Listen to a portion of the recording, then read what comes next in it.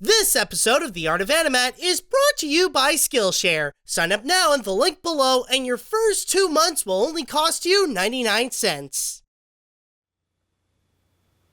Now, for those of you who are familiar with my work, then you probably know that I have done a series called Animation Look Back Cartoon Network, which chronicles the entire history of the channel, or at least up to the late 2010s, and would not only look into the history of the channel, but also go into the history of some of the biggest shows that aired on the channel. And it really was a fun and unique experience to go into, and I feel glad that I've learned so much about a big part of television animation.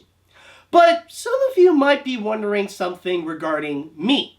Now, not really about my thoughts about which shows made the biggest impact on Cartoon Network or which ones do I think is the best shows, but just about me, like, which ones have I enjoyed the most? And I can guarantee you guys that when I was a kid growing up, I was a major Cartoon Network fan, and some of my favorite TV shows actually did come from Cartoon Network.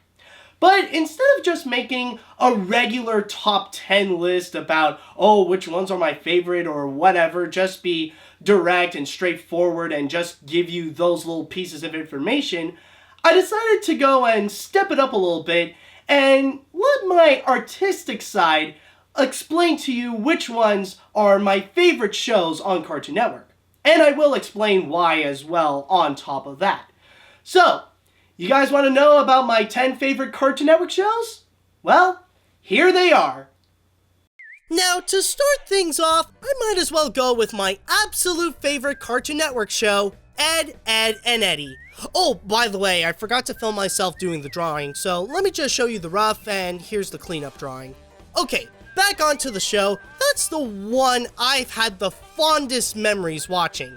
Seeing all the crazy schemes that the Eds pull off just to get those beautiful jawbreakers or to avoid the Canker sisters. Top that with some great comedy that can only be found here, and you got one heck of an exciting ride. Admittedly, since we are also talking about one of the longest running shows on the channel, I haven't seen every single episode. Like when I was researching the show for Animation Look Back, I was surprised to find out that some of the seasons were set when they were in school or during the winter time. But either way, I still love the show, the episodes I've watched, and all the characters of the cul-de-sac. Oh, and one more thing before anybody asks, my favorite Cartoon Network character is Ed. Not only is he hysterical, but also admirable how he's always a carefree guy who can enjoy the simple things in life. I also do have a number 2 that I can easily think of that I've had a blast watching as a kid, and that would be Cow and Chicken. While many people remember more Ren and Stimpy as the crazy animated show of the 1990s with off-the-wall random humor, I somehow go more into Cow and Chicken and David Feist's weird and wacky style of humor. And of course, I do also remember seeing the I Am Weasel segments in between, which are good in their own right, but not as strong as what Cow and Chicken have in store in their daily lives. But then again, they both do have the red guy, whom despite can have some evil schemes, you can't help but love his flamboyant nature. As I am someone who grew up more with Cartoon Network and being a 90s kid, of course it means that some of my favorites also include the original classics. At this point, I might as well go in the order of when they were released. Among the shows that came from What a Cartoon, the one I like the most would have to be Dexter's Lab. A lot of it would have to do with the creativity with the crazy machines that would put Dexter in a lot of crazy scenarios, and I like how it uses the recurring theme of sibling rivalry, and how things can be even more challenging when you have your sister around messing with your stuff. That, and one of my favorite TV movies would have to be Ego Trip, where several Dexters have to team up to fight several Mandarks. Overall, the show was definitely one of Cartoon Network's best. Next up, there's Johnny Bravo. It's funny when looking back at it now that I'm older, because it does have a bit of a whole new meaning in a way. As a kid, I thought it was funny seeing all the slapstick humor. But as an adult, it's funny how this is a satire on masculinity. How Johnny is supposed to physically be the hunky dreamboat that every woman wishes to be with. But the girls always reject him and show that they got more power since what he has in brawn lacks in brain. Well, at least that's just my interpretation. Maybe I'm right about it, or maybe I'm just crazy. or the most likely case, both. And then there's the Powerpuff Girls, which is honestly the first show I've noticed that tries to be appealing for both boys and girls, and it really works.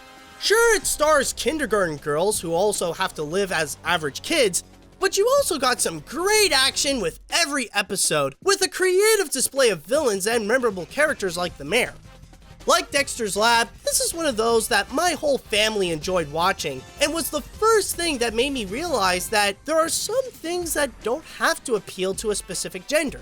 Like the days of My Little Pony vs. G.I. Joe are truly over. For the final 90s favorite, it's Courage the Cowardly Dog. Like the Powerpuff Girls, a lot of the appeal comes from the villains in every episode.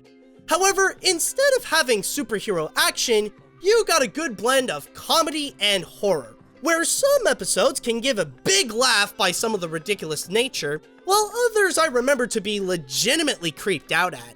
It really is a show that's not afraid to be what it truly is. It knows it's a cartoon, so it would go full-on Tex Avery mode with the humor, but it doesn't shy away from the dark elements to give us the same feeling as Courage when he sees something unnatural. As we enter upon the 2000s, I do watch a lot of the shows that came out early in the decade, like Samurai Jack, The Grim Adventures of Billy and Mandy, Kids Next Door, Time Squad, and so much more. But admittedly, they didn't connect with me as much as the classics did. But I will say that the one I did get a lot of enjoyment the most during that time was Foster's Home for Imaginary Friends. Among all the shows on Cartoon Network, this one has to be the most imaginative. And yes, I'd even say more so than Adventure Time. The beauty of the show really did come from all the different characters, both on their unique and colorful design to each of their likable personalities like Frankie, Eduardo, Mr. Harriman, Wilt, and many more. Also, I gotta say that out of all the characters on Cartoon Network, Blue is most likely the easiest one to draw. There is also another one from the 2000s I remember watching a lot and having fun at the same time, and that is Camp Lazlo. Considering that this is from Joe Murray, it's noticeable how the elements of Rocko's Modern Life are brought here to capture that signature humor and bring us some fun characters, whether it be with the main trio or with the rest of the Bean Scouts. In a way, there is a little bit of a variety that it offers.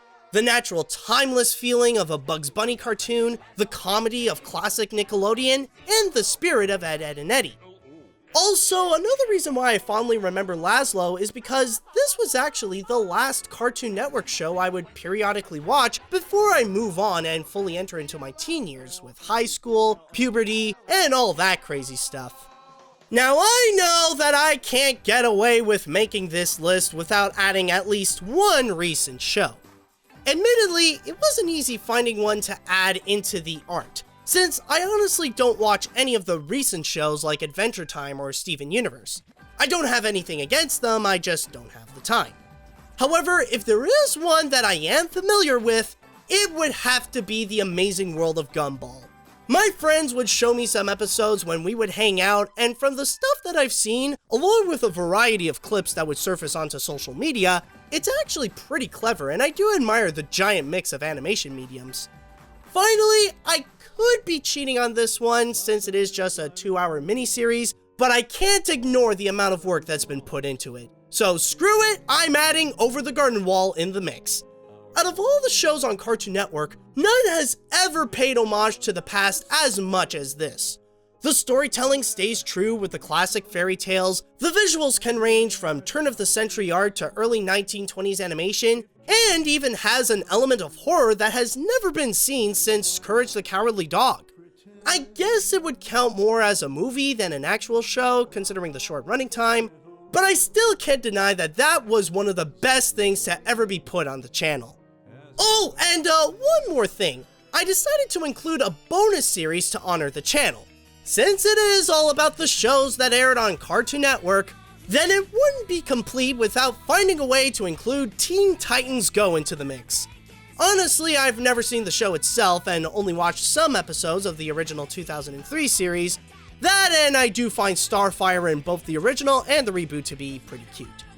Now, in order to mix it all together, I decided to go ahead and recycle the background I made for Animation Look Back Cartoon Network that is reminiscent to the area that all the characters would come together and hang out during Cartoon Fridays. Put that all together and you got what I call my personal tribute to one of the best TV channels in animation.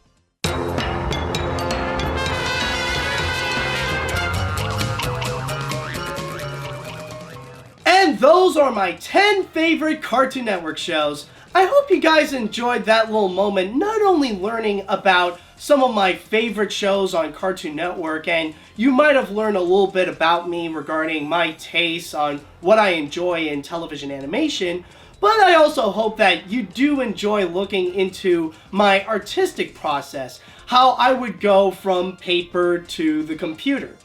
Now, I will tell you right now, though, that in terms of my artistic process and how I ended up being at this level in my art skills, I didn't necessarily do this alone. Yes, practice a lot does play a big factor, but also education really did help me out to learn about these skills and try to practice them in order to gain the skills that I've showed you right over here. But you might be wondering, how is it that I got those skills?